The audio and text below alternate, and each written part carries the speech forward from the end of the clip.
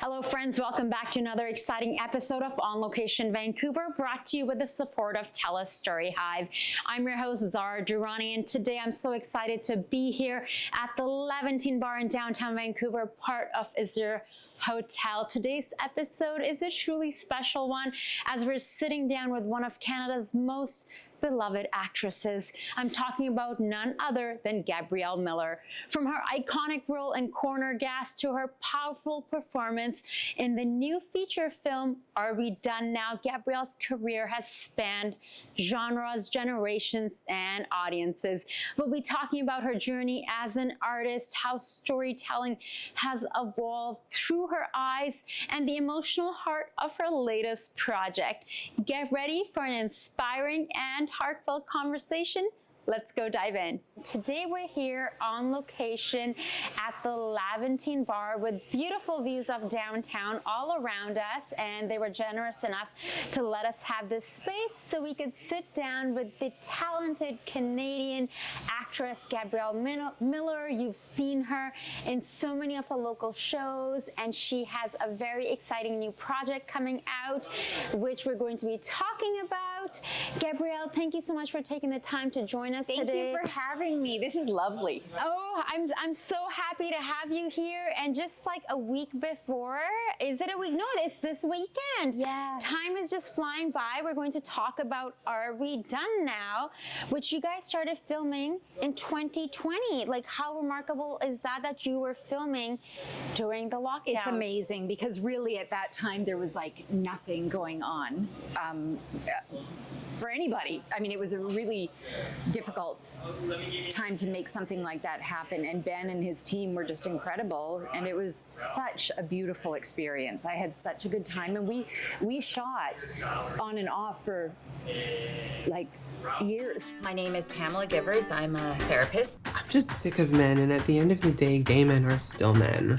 I have homework for you. So tell me about taking on this character, and how is your character of Pamela different than any other character you've played in the past? Well, it was really interesting. It started with Ben giving me a call. I was in the West Kootenays where we have our home, and he said, listen, I'm thinking about doing this project, and this is the concept, and he'd already been working on it with the young people that star in the film, which is brilliant. I loved that. Gen Z and millennials have the highest levels of clinically significant anxiety. The fear that they are experiencing. I don't even know when I'm going to be able to buy clothes or shoes or decent shampoo again. We all need to be really concerned about. You are not special. Wake up, Lennon. When we feel unsafe, our brain releases stress hormones like adrenaline. Whoa! I'm sorry, can we pause for a second? You know, the whole concept was like really exciting to me, and Ben and I have been very good friends and collaborators for many years, and so anytime he asks me if I'm interested, I'm like, yes, please. I love working with Ben so much. And then my character was a little bit different because Ben really drew that character. I didn't have a lot of input in what that character wanted to say, and I really liked that. That was a little different from the other characters because I think a lot of the people worked really closely on, you know, the story that they wanted to tell. But because Pamela is the therapist to her young group of clients, she has a little bit of a different job to do in the film. And for me, the main thing about Pamela was like, this woman is a therapist, but personally, in her personal life, it's a bit of a disaster. She's going through a lot and not dealing very well. She's under a lot of stress, and it ends up just being really heartfelt, funny.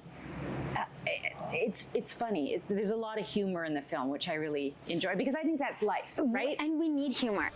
I find a lot of self-care practices incredibly helpful. Forgiveness is difficult. How do you forgive? Forgive yourself. You always gotta pull it right before I have to go somewhere. Forgive others. Since when am I obligated to respond to you? Again, and again, and again.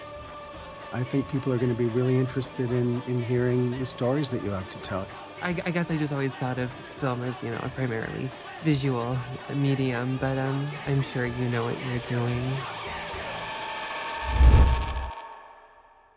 So how did you approach this role of playing Pamela? And obviously you said you have friends who are therapists as well. And what sort of challenges, perhaps even during filming, I'm sure in 2020 to 2024 would have been very different, right? Yeah. Because where you must have been at, because I remember there were times that we don't know what's going on and it's a full-on surrender of like, okay, what's going to happen when we get the news tomorrow? And then you guys are working on this project. So tell us a bit about that. You know, it was interesting, like creatively, it was actually very freeing. Working on independent projects like this, where you're with people that you trust and love, and you have like a way of communication that's very easy, that part of it was wonderful.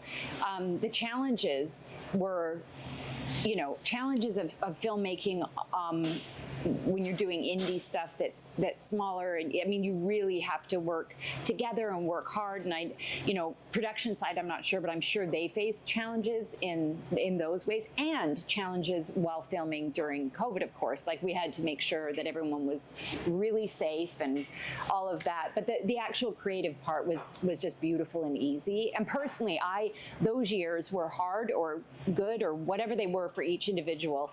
Me personally, I had some family health stuff going on, and it was a difficult time for me, but the filming was a lovely escape from that, actually. Like, I really loved it, and Ben puts it really well. I think I'm going to paraphrase here, but when he talks about the film, he says, you know, whether you were going through a really difficult time or loved that time during COVID just because you got a break from it, whatever it is, this film, we want you to feel seen. You know, it's like a lot of different perspectives. And I think it will be very interesting to watch it now because it's been 5 years. So it's like half a decade. You know, when you think about it, because for me, I felt like, oh my goodness, I didn't realize that I needed this breather, this break from life. But also on the other side, the uncertainty, the financially, when you're an artist and you don't have a salary job. Yeah. And, you know, our industry, it's all the kids people. not being able to go to school, like all that stuff, right? It was a crazy time. It's like collective trauma. Yeah, totally. Collective trauma. Like, I remember, I forget what is the name of the film. I think Contagion. I tried to watch it, but it just like had triggered you emotionally. The chokehold it had, I was like, this is way too close to reality. And is this where we're gonna go? And what are your hopes that individuals watching this film, whether this weekend or when they get the opportunity to watch it later on, what are you hoping that they will take away by watching Are We Done Now? Well, you know, first of all, I really hope they enjoy it, obviously, but I love the vulnerability and the rawness that the characters are giving you in this film. And I think that, you know, it made me think a lot about how we deal with grief, right? And how people cope and how people get through things. And I think that, and it's done in a way that it's enjoyable and fun, right? It's not, you know, you're not going to leave feeling down. But yeah, I just hope people feel, like Ben says, I hope they feel seen. Yeah. And I think there's something so special right now about supporting homegrown films, Canadian films, Canadian talent, and in like the theater. Local BC. Oh my goodness. Filmmakers, actors, performers. Like, I am personally making it a mission right now to go to as many plays as possible, as many musicals. I love that. Just like, because you can take the same amount of time, go see a blockbuster, which I'm like, excuse me to say, I'm just like not into that anymore. And I'm like, you have to put your money where your mouth is. You can't just be like, yes, I support Canadian. You gotta spend the money and buy the ticket and go with your auntie, uncle, grandma. All the arts. Yes. The arts is really the soul of the nation, the soul of the people. That's how we express our community. And that's how we feel connected. And our stories, our Canadian stories, are very beautiful and specific to our experience. Not that it can't be enjoyed by the world, but it's a really important thing to, I think, connect with that, because I don't want us to lose it. You know, and same thing with the theaters. Like, if you're going to the theater, keep theater alive, keep art galleries and films, go see movies in the theater when they come out, especially independent films. And especially, I personally feel so passionate about like Canadian films and then like local films, because I don't even remember the last time that I went to see one of those big blockbuster, and it's just like, I mean, it's great, it's entertainment, but I want to see something with more heart and knowing that this is someone in your backyard. Like, this is someone you're going to run into a coffee shop, you know, on commercial or wherever, like you're supporting, and especially more than ever right now, you know, with the current atmosphere. If your character, Pamela, had a piece of advice for us all, what would she say? Well, I think Pamela would say, you know, to be kind to yourself. You know, take care of your heart and give yourself some grace. She didn't always do that for herself, but I think that that's what she would say. Walk me through, I'm just very curious, from the time that you said yes to the project to you guys filming and you working on the character, what did that look like? Well, my process was different. I just, you know, Ben, I was like, you draw this character the way you see fit. So that part of the process was, for me, was not involved in the same way that it was for the other actors. But then, you know, sitting in the spaces, and also being able to kind of get my mind into the perspectives of the different characters was really helpful too, you know, and then just starting. It's like, it's funny when you can do the prep, and you do as much prep as possible in this job, or however I mean, some people approach it differently, but at the end of the day, for me, it all matters, I guess, in the background, in the preparation, but when you're on set and you're in that scene, it is completely its own thing, because the actor that you're working with, the environment that you're in that moment, that's where the truth comes out, right? Experience. Exactly. Yeah. So fascinating. You know, I've tried to act here and there. That's why I'm just like so curious, and especially working with new people. Obviously, you know, you've had all these amazing shows that you worked on over the years, such as Corner Gas, and you know, everyone, like, I remember there was a time, I'm pretty positive Claudia has like dressed you my best friend. Oh, because I remember like seeing, you know, all these like pictures and editorials, or like on the cover of a magazine, or this photo shoot or that. So I was like very excited to like sit down and see. I was excited to see you too. I've heard, I mean, people speak so highly of you, and I think what you do is incredible. And you're inspiring. Oh, stop, you're inspiring. I just think like, to be a female performer, you know, to have had the career that you've had. And then I'm always curious to see and hear and talk about, you know, also, like, I'm in my 40s now, and something shifted for me. And then the idea of age, looks, beauty, all those things, versus when you are hired as the leading lady and you've had, I'm always curious, like, how does it work for someone like you know, who's had like this massive career, so recognized, and what does that mean to you, and what is that relationship for you like when it comes to beauty? Honestly, like, I don't care. That's the best answer. I just don't like. I mean, I want to feel good about myself, and I want to be healthy, but like, I don't do stuff. I'm not obsessed with it. I love my garden and my friends and my life. I love what I do. I enjoy acting, but acting is not who I am. We're in this medium, in this world, that we know that part of the reason, I'll speak for myself, that I get hired is this, and then my work ethic and what I'm bringing to the table. And then sitting with that and being, so I'm always curious whenever I talk to like leading ladies, that how is that for them? So I'm loving your answer of like, I don't care, that my life is so much more important. Yeah, but you brought up something that I want to clarify. Like, as a woman, I was harder. I mean, I'm still hard on myself. I am a perfectionist in my life. Like, I always want to do my best. but I was harder on myself physically in my 20s than I am now. And if you're a woman going through those insecurities, I go through them, everybody does. Don't judge yourself for having them. You're not a bad person if it does matter to you, if it does get you down. But feeding your sense of self in who you are, in your soul, I think is important. I just wanted to say that, because you know, when people go, I don't care, and then women are like, well, I do care, and that makes me feel bad.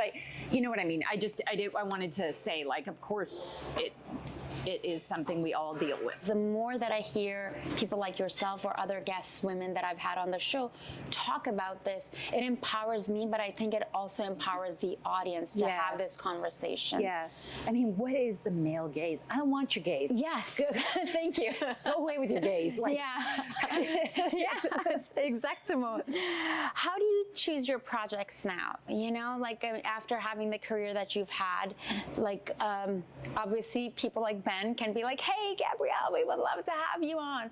But like, what is your process now? You're really enriched in family life, and I love how you were mentioning gardening. Oh, I love gardening so much, and I love decorating. I love cooking. We're a big hosting family, my husband and I, and our son. I love that. But when it comes to projects, look, I am just like, unless you're a really big name, or how, you know what I mean, you have to audition. And basically for me is like the roles as you get older change. And I remember, you know, years ago, the roles for women my age, it's still not great. There's still not enough of them, but I feel like that is actually changing. I'm seeing women on screen that are powerful, they're whole, and playing characters that are deep and that matter. They're not just, you know, a one-dimensional mom or grand, you know what I mean? I think that our society hopefully is starting to get it, that women my age and older have a lot to say. And that's the thing, life, you learn things. You become funnier and softer in yourself and kinder and, you know, louder. I feel that as a working actress, as a working professional in the entertainment industry, camera facing, how do you, because I'm sure that people, whether they're entrepreneurs or other creatives or aspiring actors, could learn from what you may have to share when it comes to about taking no or getting really close to a job and someone else getting it. I would like to hear the answer, because people will always say, you have to have a thick skin, but I'm like so sensitive and I internalize. So please talk to me. I am sensitive too. I was so sensitive that my mom had to take me out of school. I am a shy person. I'm a solitary person in a lot of ways. I think it's detaching your worth from the outcome.